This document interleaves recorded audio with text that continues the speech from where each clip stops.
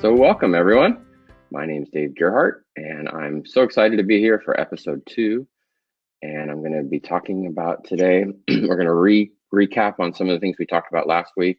And then we're going to start talking about some exercises. So we're going to do a lot of playing today. So grab some sticks, whatever sticks you have. And we don't necessarily need a pad. A pad is a good surface, obviously, but at this point, we're not doing any bouncing. The only time you're going to need a practice pad is when we start doing bouncing. So at this point, beginning of the year, you've got a couple weeks before you really need a pad. Remember, a mouse pad works really well. So mouse pads are really inexpensive and you can put them on a book and then put them on the music stand. And the reason I say put them on a book is so that you don't get the vibration of the stand, because that could be pretty obnoxious. So put them on a book and then put them on the stand, and then you can have a surface for students to play on. All right, so we've got our sticks. I'm gonna take a little sip of my tea. So let's recap, and don't forget, all this is available in episode 1, so you can go back and review that. It's on YouTube. I'm gonna pull my sleeves up a little so you can see my wrists. So remember, the first thing you do is your arms go down at your side. And when your arms are down at your side, I take my thumb and put it on the seam of my pants, okay, or sweatpants.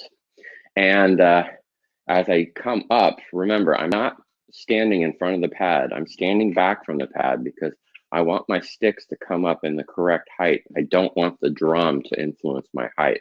And remember, kids are going to just come up to the drum, but you really, from the beginning, make sure that you're really thinking about teaching them, come up, set their position.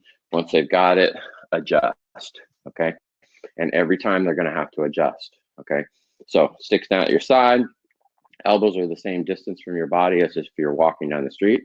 You pivot up from your elbows, not from your arms. It's not Frankenstein, okay? Up from your elbows. Your elbows are still at the same spot. They're not back, because once you go back, you get tension here, and they're not forward, because then you get tension here. You're just pivoting from your elbows, rotating from there. Okay, so I come up to the pad, and I've got my position.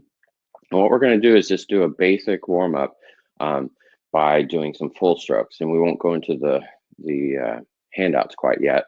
So what we're going to do is we've got our V position, okay? We've got our, if we're marked our sticks, we're making sure that our fulcrum is on the stick, and you can review all that in the previous lesson. I'm not going to go over all that today, okay?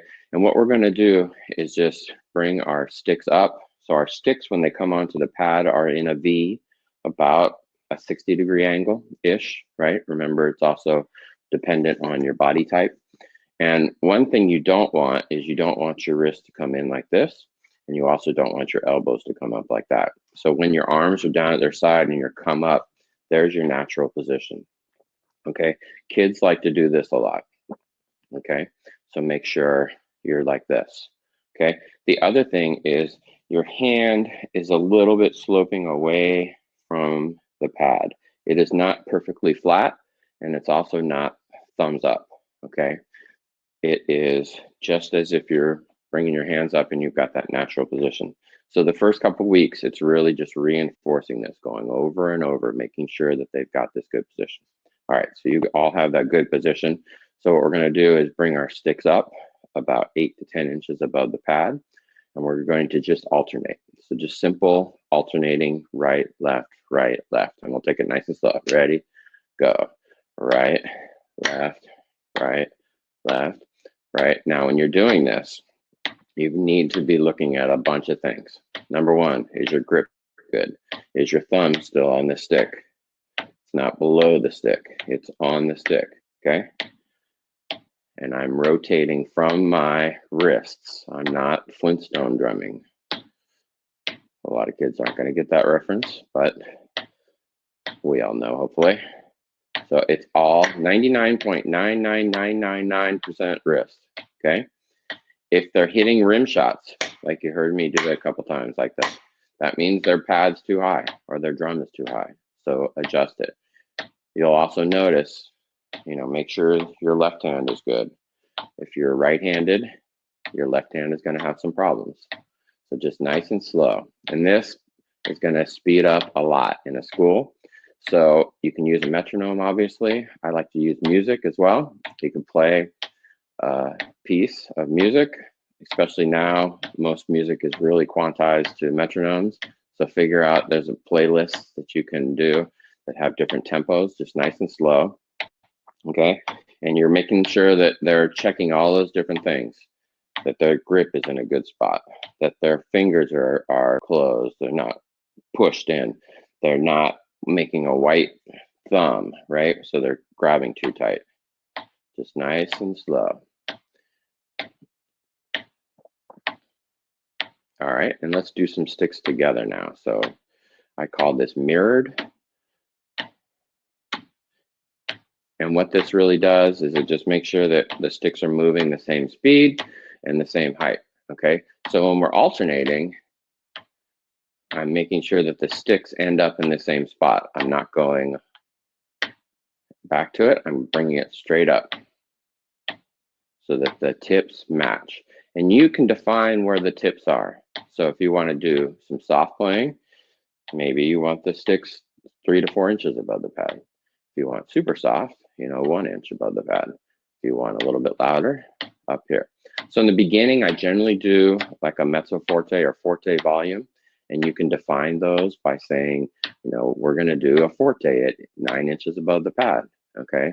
And then we're going to do a mezzo forte at 7 inches. Whatever that is, it doesn't really matter. Everyone has their own definition of what the height is, okay? But it's just making sure that you're consistent and you're always coming back up, okay? Remember, the pad is like a stove. You're not going down, up. You're going, oh, it's hot, and coming back up. So you're rebounding up from that. So these are all things to be looking at. The other things to look at is shoulders. Are the kids up like this? Obviously, that's a lot of tension. So tell them to relax their shoulders. And I will generally, with the stick, I will generally say, put your shoulders down, put your shoulders down. The other thing is, this pad is a little too high for me because I keep hitting rooms. Are the elbows in? Are they out? We don't want chicken drumming.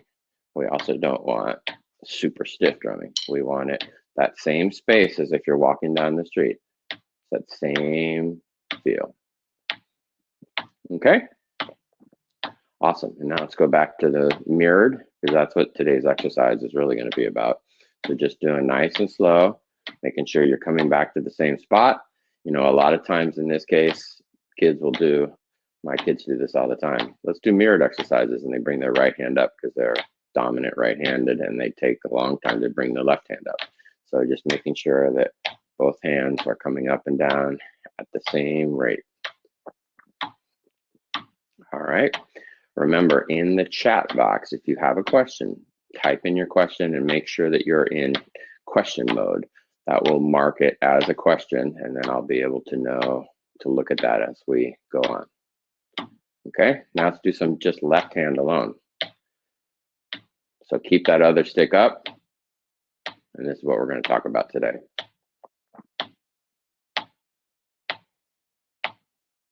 All right, so let me pull up the exercise we're going to talk about and check the questions. Yes, webinar on how to roast coffee would be awesome. We need to get a coffee sponsor. All right, so we're going to start with this mirrored exercises. And if this is not big enough, you can, full screen your side and monitor. So we're going to talk about full strokes. Last week we talked about a full stroke is a stroke that starts and ends in the same spot. A couple questions. What do you suggest about traditional grip? For beginning students, I suggest not doing traditional grip. Traditional grip is very specific to the marching activity. And what we really want to do is get the students acquainted to match grip, because most of the instruments we play require match grip: snare drum, timpani, marimba, vibraphone. Once they get into the marching activity and their hands are together, then they start to learn the traditional grip. So in the beginning, very, very early students, I always start them off on match grip. Do you have a playlist of songs you like to use during these warm-ups? There is a great playlist that I will link to. I don't have the link right now, but there's a playlist that has no drumming on it. It's just the music, and a lot of schools are using it for drum set practice. And it's on Spotify. I think if you just look up drum list playlist, and it's starts off, I think, at like 88 beats and goes up to 200 or something like that, and it's just different songs that have that. I'll put a link in the chat, or I'm sorry, on the website. And if you don't see that, feel free to email me at drdavegerhart@gmail.com, and I'll send that to you. I don't know of a YouTube playlist. I know there's a Spotify playlist, and if you just do Spotify free, but I'll look. There may be a YouTube playlist, and I'll link to that. All right, let's get to the exercises. So for the mirrored exercises, so when I say mirrored, we're talking about playing at the exact same time, okay? And what we're going to do, the reason that I do this mirrored exercise is I want to train my hands to come back to the same spot. A lot of people use mirrored exercises so that you cut down on the amount of time that you're practicing, because if you are playing the same thing with both hands, then you're cutting your practice time in half, obviously. So I use mirrored exercise to be a guide, okay? So if we just take that first line, and the R/L just means that I'm playing my right and left hand together at the same time, okay? A very common, popular exercise that we teach in the marching activity, and I like to use in exercises in the classroom, is this 8 on a hand. So basically I'm going to play 8 eighth notes as a mirror. So 1 and 2 and 3 and 4 and now at this point my left hand stays and my right hand plays. And what that allows me to do is use my left hand as the guide. And is that stick coming up to that same spot? Is it going past and then coming back? It should stop and start and stop at the same point as my left hand. Okay, and then I do the mirrored again, and 3, 3, and 4, and then I do the left hand, and 2, and 3, and 4, and so let's do this together. Okay, so we'll do it nice and slow. I'm not going to put on a metronome because it'll be difficult to play live on a metronome, but we'll just do it nice and slow. Like here's the 8th note. Ready and go, and 1 and 2 and 3 and look at your grip.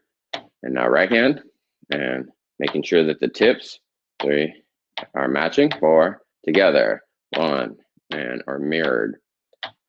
3 and now the left hand, 1 and I'm looking at my left hand. Is the tip coming back together? 1 and 2. I may mess up because I'm talking. I apologize in advance if I do, but you get the idea. And then I'm just repeating this. Okay, and 4 and together, and 2 and am I using my wrist? I'm not using arm. It's all wrist. What do my elbows look like? Are your shoulders down? That's a big thing, and I bet you a lot of you guys are also coming up with your shoulders. So just make sure your shoulders stay down. Okay, a lot of times when I'm doing this, I will also just say reset. And what reset means is take a step back from the pad, put your arms down at your side. When your arms are down at your side, it's really hard to have your elbows up, or sorry, your shoulders up, okay? So just think, arms down, reset, bring your sticks up, step up to the pad. Now, one thing I didn't mention, and it's hard to capture on the video right now, is my stance. I'm not standing with my heels together. I'm standing about the width of my body apart. One foot is just a little bit in front of the other. It doesn't really matter as long as you're not locking your legs. There's no, okay, it's got to be your left foot in front. It doesn't matter, just being comfortable, okay? So generally, if you stand your feet at the same, this isn't marching band, we don't have to be exactly the same. If you stand one in front of the other, you can shift your weight a little bit and get a little bit of control of your body. But just make sure that your feet are about the width of your body apart and that you're not locking your knees, okay? So let's go on and look at B, and I'm trying to, let me do it from the side so you can see it, okay? So B is just doing 4 togethers and then 4 apart. Okay, so here we go. 3 and 4 and 1 and 2 and 3 and 4 and 1 and now left hand, 3 and 4. Remember keeping those thumbs on the stick. Are you still touching the circle and making sure that you are having a good fulcrum? Are you using those wrists? You're not arm, it's all wrist. 3 and 4 and 1 and 2 and 3 and 4 and okay. And then going on, C obviously just goes 2 together and then 2 separate. 1 and 1. Okay, and then the last one is 1 and 1. So 1 together, 1 apart. And this is hard. This is probably the hardest one because you have to think about what you're doing, right? Okay, so I practice each one of those. You can call out, okay, we're going to do A, we're going to do B, you know, repeat them as many times until everyone looks good. And then once you get them all on the right page, so then we go A through D. So let's try that. So we're going to do, for now, we're not going to do any repeats. You can decide to do repeats when you do this, but we're just going to go A, B, C, D without repeats and straight through. Okay, alrighty, and go. And 1 and 2 and 3 and 4 and 1 and 2 and 3 and 4 and now together 1 and 2 and 3 and 4. Left hand, 1 and 2 and 3 and now going on to B, 1 and 2 and 1 and, or 4 and 1 and 2. Left hand, 3 and going on to C, 1 and 2 and 3 and 4 and last one, 1 and 2 and 3 and 4 and great. Looks good. So like I said, C and D are obviously harder than A, so build into that. But that's a good way to make sure that you're doing that. So define the heights, define what your full stroke's going to be. If you're going to be 8 inches, then do the whole exercise at 8 inches.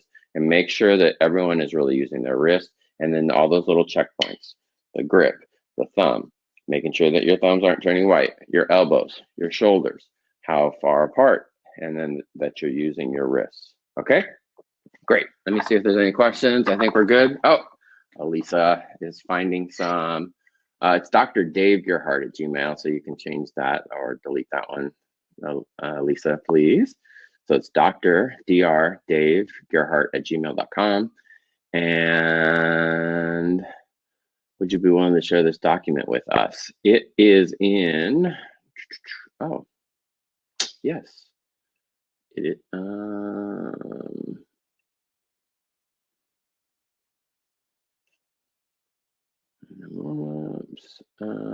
it is not in the webinar, so I will definitely share it with you.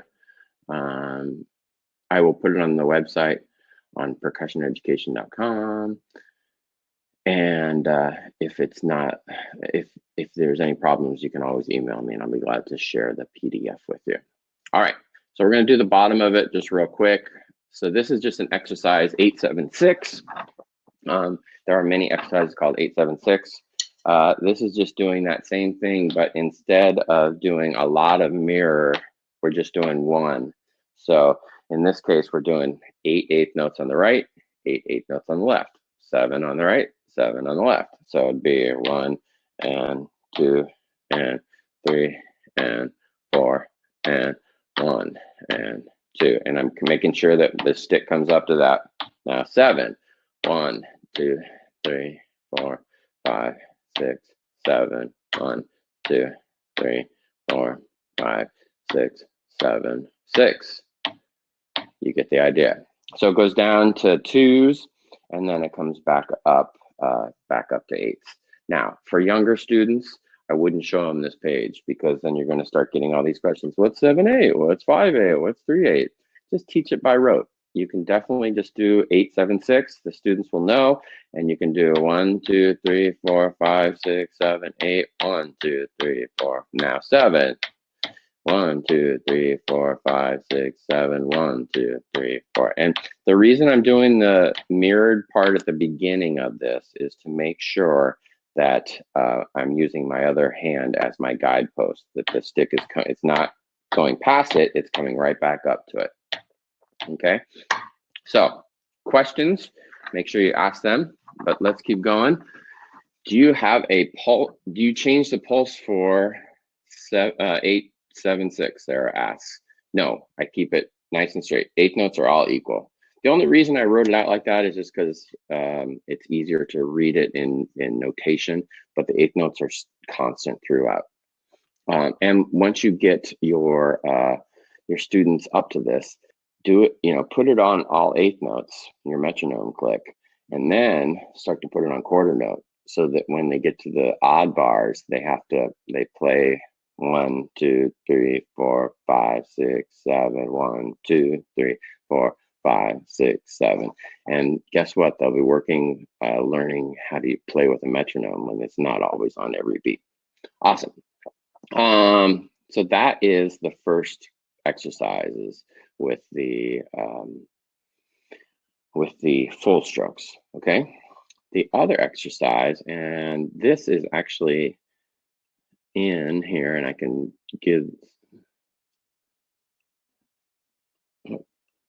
let me put this on the publish this. So this next one that we're going to talk about, I just put the offer up for it and you can download it, is the snare drum stroke types. Say that 5 times fast. Snare drum stroke types. And this is just an exercise where, very similar to what we talked about last week, just making sure that you've got your full strokes and your downstrokes and your upstrokes. And I'm going to show you why this is important. So if we were to take line A, which you guys can see there, we've got a full stroke, rest, full stroke, rest, full stroke, rest, full stroke, rest. And you guys can write these out on the board. You don't need to have, in the beginning, I like to do with a lot of space in between, so the students can really make sure that they're matching everything, that their sticks are coming up to the right point, that their grip's good and all that. But obviously you could do this with quarter notes. You could do this with 8th notes. Just depends on the level of your students, okay?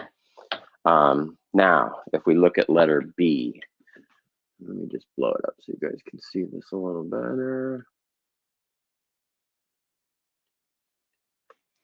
So letter B, we've got down and up strokes. And to review from last week, so a full stroke is starting and stopping in the same spot. A downstroke is starting in the up position, like let's for now say 8 inches above the pad, and then stopping and not rebounding. So I'm starting high and going low. That's a downstroke. So 8 inches, stopping at about 1 inch after I hit the pad. So for this exercise, I've got down, down. This is letter B, and then up, up. And when I come to up, a lot of students like to do this, like they're really pulling it up or coming off. So all I'm trying to come back is to where I started. Down, down, up, up, down, down, up, up, down, down, up, up. And I'll let you guys play around with these exercises this week, and we can do a play along with these next week. Here's a good exercise, letter C, where we got full, full, down, down, up, up, full, full, down, down, up, up. And the cool thing about this is there are 3 stroke types. Let your students write out some exercises. Have them be interactive in this, Say, okay, you've got to be, rule number 1, we have to be able to play it. But if they start writing this out and coming up with some different things, you may find a really cool exercise that's going to work. Okay. So that's that. And you guys have the offer for that. So you can download that And we are cool with that. Now, why is this important? The stroke types are super important because of the rudiments. Why are rudiments important? Rudiments to a snare drum are like scales to another instrument, to a wind instrument, okay, to a string instrument. We can't play A, B, C, D, E, F, G, right? And I don't have perfect pitch and I'm not a very good singer, but you get the idea, right? I can't play, so I can't work on fingerings and learning technique. So the way that we learn technique are by the rudiments, okay? And this rudiment chart is just from the Percussive Arts Society. It's our International Society for Percussion. It's pas.org. And if you just type in the Percussive Arts Rudiments PDF, you can download this PDF. I'll also link it on the website. But there are 40 international drum rudiments, okay? This is not the only rudiments. This is what PAS has codified as the rudiments that we learn, okay? There are a lot more of what we call hybrid rudiments that are the drum corps are playing, which are just combinations of these. But there are basically 4 types of rudiments, whether you have a roll rudiment, a diddle rudiment, a flam rudiment, or a drag rudiment. And what we're going to start with today are what we call the diddle rudiments. And if you see that, the diddle rudiments are paradiddles. And the reason we call what a diddle is 2 strokes with the same hand before we play the next hand, okay? So most, if not all, of these rudiments, the way that you say it is the way that you play it, okay? So when I'm playing this paradiddle, which is the first one we're going to start with, the way that I say it is paradiddle, okay? So diddle meaning 2 strokes with the same hand. So I'm going to start this on my right hand. It'll be right, left, right, right, left, right, left, left. Now, I always start with paradiddles. I think it's the easiest rudiment to start with. Rolls always are the last thing, and we will talk in future episodes about the way that I teach all the rudiments. But I always start with paradiddles because they are just using individual upstrokes and downstrokes. So the way that I start off with a paradiddle is I will tell the students the sticking: right, left, right, right, left, right, left, left, or paradiddle, paradiddle, okay? And I don't worry about the accent. So a traditional paradiddle has an accent on the first note. I just want them to get their hands moving. So at that full stroke height, at about 6 to 8 inches above the pad, I'm just going to play right, left, right, right, left, right, left, left. Once they get the sticking, then I really try to get them to say paradiddle, paradiddle, paradiddle, paradiddle. Okay. Now, I said that the stroke types are super important. Here's why. All of the rudiments that we play are made up of those 3 stroke types: full stroke, downstroke, and upstroke. So if I'm playing a paradiddle after I've learned what the sticking is, then I start to incorporate full strokes, upstrokes, and downstrokes. So check it out. So when I start, I'm going to do a downstroke, upstroke, full stroke, full stroke. Now, some people call this small full stroke a tap stroke. If you want to do that, that's fine. I think it's just a small full stroke, but you can do whatever you, however you want to teach it is totally fine. And then conversely, I'm going to go downstroke, upstroke, full stroke, full stroke. So a paradiddle uses those 3 strokes, right? Downstroke, upstroke, full stroke, downstroke, upstroke, full stroke, full stroke. And another way to think of it is it's duff, just like the beer on The Simpsons, right? Downstroke, upstroke, full stroke, downstroke, upstroke, or D, D, U, F, F, D, U, F, F.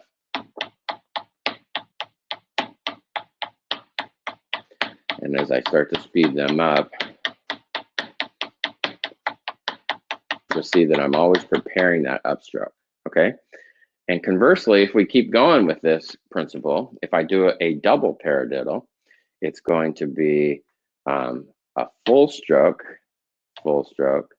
downstroke, upstroke, full stroke, par, di, do, di, do. So we say for a double paradiddle, it's just double paradiddle. Da, bo, par, di, do. Da, bo, par, di, do. Double paradiddle, double paradiddle, double paradiddle, so on and so forth.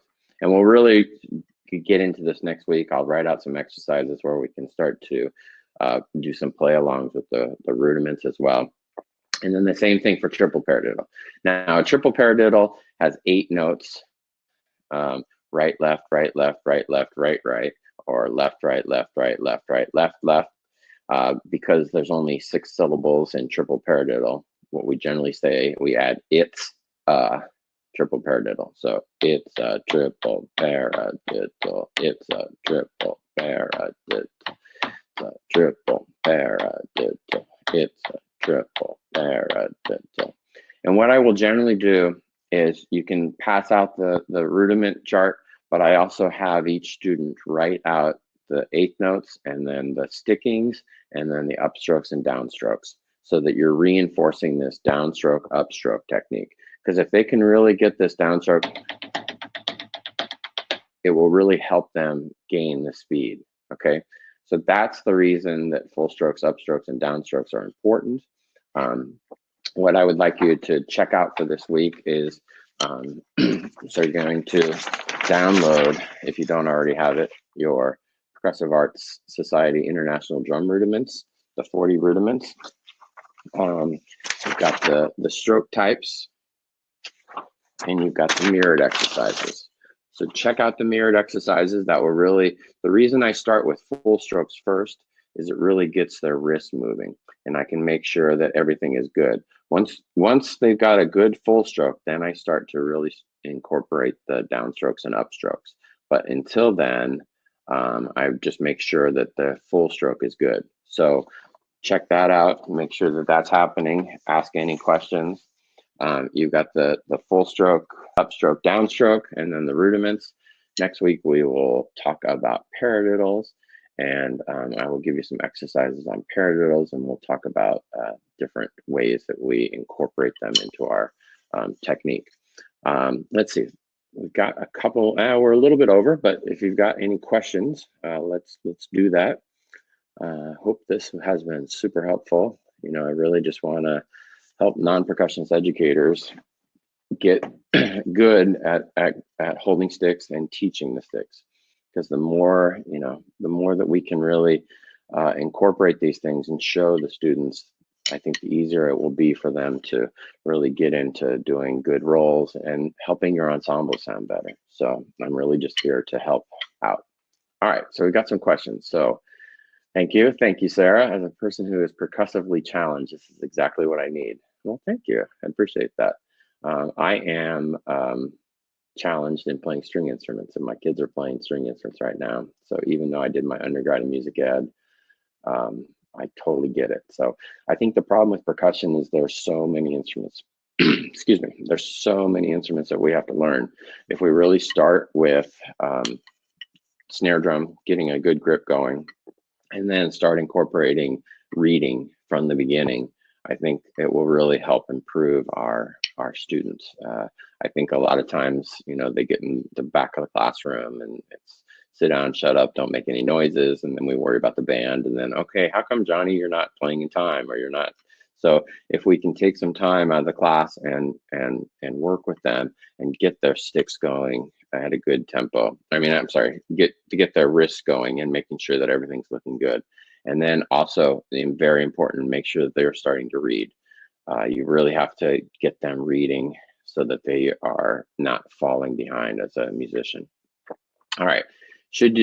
So would an upstroke be the same as a rebound stroke? Yeah, I'm not sure. And the reason I say that is I think there's just a lot of different terminologies out there. I think a full stroke would be a rebound stroke because you're coming and rebounding up off of the pad.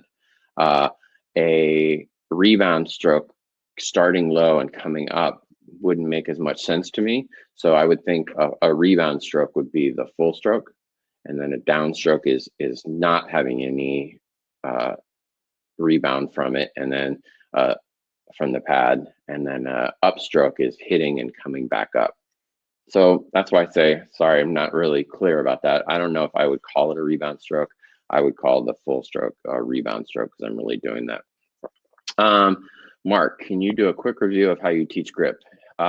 It is all in episode 1. I will be glad to stay on a couple minutes and show you, but the episode 1 video has all of that, and it's on YouTube. It's also on Elisa's website, and Elisa will throw up the link to our webinar from last week, and you can check it out from there. Sherry from Texas, welcome. I teach K-5 general music. Do you have a good resource for online learning for younger beginners that I could share with my students? All of my classes are online because our schools are closed, and definitely right now. If you go onto YouTube, type in my name, percussion education, there is a playlist, and I think Sarah shared it last week, and she can probably find it again for us here. There's a playlist that I have about 28 different videos that goes over all of the basic snare drum technique, how to set up a snare drum, how to do the full stroke, upstroke, different stroke types, and then going into paradiddles and some math things and some composing. So there are 28 videos on YouTube. The other thing that I would definitely check out is vicfirth.com, their Percussion 101 series. They have a ton of resources on there. Elisa is popping in some YouTube playlists. Thank you very much. So vicfirth.com, Percussion 101, they've got a ton of resources on there. They also have, I believe it's John Wooten that does all of their rudiments, and he starts off and plays all the rudiments with a click and shows all the rudiments, so that is super helpful as well. Also, my website, you can go on there, percussioneducation.com has a lot of videos on there as well. All right, Doug says, with beginners, how do you balance your time between battery and keyboard instruments? It's difficult, but what I try and do is at the beginning, I want to really, like the first couple of weeks, really make sure that their hands are in good shape. And then I start to introduce, when you're doing long tones and you're doing scales with your beginners, once you start doing scales and learning to read music, that's when I start to put in the mallet reading. And what I would really suggest is that, try not to stereotype, girls don't just play mallets and boys don't just play drums. Make them rotate, every set a timer and just make sure that you're clicking through and making sure that they're rotating. With pads, you can have, if you've got 6 people in your classroom, you may not want 6 snare drums set up. You probably definitely don't want 6 snare drums set up. Set up some pads, maybe have 1 snare drum, have 2 or 3 pads, and have some mallet instruments that they can play on. And they just rotate through and make sure that they are getting enough time. Thank you, Elisa. So we've got some links in there. I appreciate that. Thanks, Marcia. I appreciate you watching. Fight on. All right, Kenneth asks, Dave, as far as stroke types, how do you teach the downstroke so that it doesn't create a harsh tone? Also, is the buzz stroke the same as a bounce stroke? So let me take the first part of that, Kenneth. Trying to teach them not to go harsh into it. It's not about speed. I think a lot of students really think that an accent is about hitting it harder. An accent is just about the height. So if I want an accent is going to start from here and everything else is going to be lower. So when you're teaching these different stroke types, don't think of them as speed. I'm not going fast in to get a downstroke. I'm just stopping my hand so that the stick doesn't come back up. I'm gonna try and do it with when I do a full stroke, with my right hand, I let the stick come up, and it's that bounce stroke, like if I'm bouncing a basketball. Okay, I don't do this when I bounce a basketball. I have it come up, right? So it's the same thing there. I let the stick come up. I allow the stick to come up, right? If I'm doing a downstroke, the only thing I'm changing is I'm just not letting the stick rebound. I'm just stopping, and I'm not going faster. That's a good key. Don't go faster. I'm just not letting the stick come up. Okay. Same thing with an accent. A lot of students do this, where they're like killing it on an accent. An accent just is a higher stroke. Okay. And the sooner you can really teach that. So if I want an accent, I'm not going to play faster. I'm going to play higher. And if I'm playing on a snare drum, that's going to be plenty loud enough. Now I'm playing on a silent stroke practice pad, so it's not maybe as obvious that that's an accent, but I think you can hear that. And so that what I'm really teaching my students is, if I'm going to play an accented note, maybe it's going to be 10 inches from the pad, and everything else is going to be 6 inches from the pad.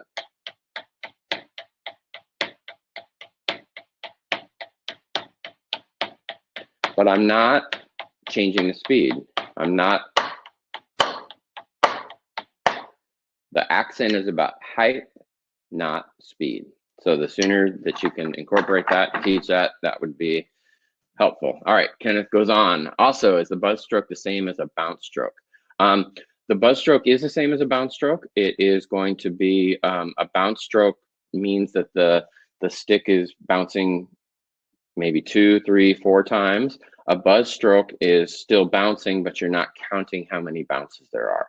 So we will definitely talk about that, because that's one of the hardest things to teach. It's also one of the hardest things to do. What do you think of people who define stroke types as single, double, and multiple bounce? That's perfectly acceptable, because what we're doing now is all the single strokes. We're not talking about bounce strokes. And generally, when I talk about double strokes, when I start to incorporate the roll, the first thing we do is a double bounce. So 1 hand motion, 2 bounces, and then up. Okay, so that's a double stroke. And then a multiple bounce is a concert style roll, so like a buzz stroke or a multiple bounce. Those are used interchangeably. Okay, and generally I teach a double stroke because it's easier to start the students working on, for me, get those 2 bounces. And a double stroke roll is primarily used in marching music, and a multiple bounce roll is primarily used in concert play. So we will definitely talk about that. Also, do you teach the Moller stroke? No, I do not teach the Moller stroke. I incorporate some techniques from the Moller stroke, but in the beginning level, maybe not even until college, I don't teach the Moller stroke. There are some techniques that we will talk about, especially when I'm starting to do some accents, where I will do a wrist lift. So very similar to the Moller stroke, but not exactly the Moller stroke. So that's that. I think,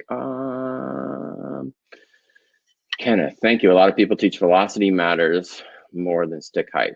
I think it just depends on the application. In the beginning classroom, in a concert band setting, velocity is not where you want to get your accents from, in my opinion. Okay. When you're outside and you're marching on a drum with a Kevlar head, yes, you need velocity to get more accent out of it. But in a beginning band classroom or a middle school classroom, it's all about the height for the accent, in my opinion. There's different opinions out there, and that's great. This is how I teach it. Jim Chapin talks about rolling the forearms where the back of the hand isn't visible. Do you think that applies to all percussion techniques? I am not a follower. I mean, I know Jim Chapin, but I'm not a follower. I don't know the rolling the forearms, so I'm going to look that up this week, and I will answer that question next week. So make sure you log on. Jim Chapin, rolling the forearms. So I will check that out. I'm not sure. I think that is it for the questions. Let me just double check. think I've got all the questions. We went a little bit over. Thank you, Elisa, for the extra time. Really appreciate all of you being here. I know it's a tough time right now. Use your time wisely. Do some practicing. Learn a new instrument. If snare drum's not your instrument, this is the perfect time to do that. I started learning bass guitar. You can see the bass guitar in the background. So it is really hard and it hurts my fingers, but it's now, now is a great time to do that. I've also been doing a lot of the Mo Willems lunch doodles. I've got a first grader and a third grader, so it's really fun. So do that. Have some time with your family. Spend this time learning something new and invite some people to come next week. I want to get a bunch of people, some non-percussionist educators, have them watch episode 1 and 2 so they'll be caught up. And I appreciate you all being here. Have a great weekend. Have a great week. Stay safe. And we'll talk to you next time. Thanks a lot.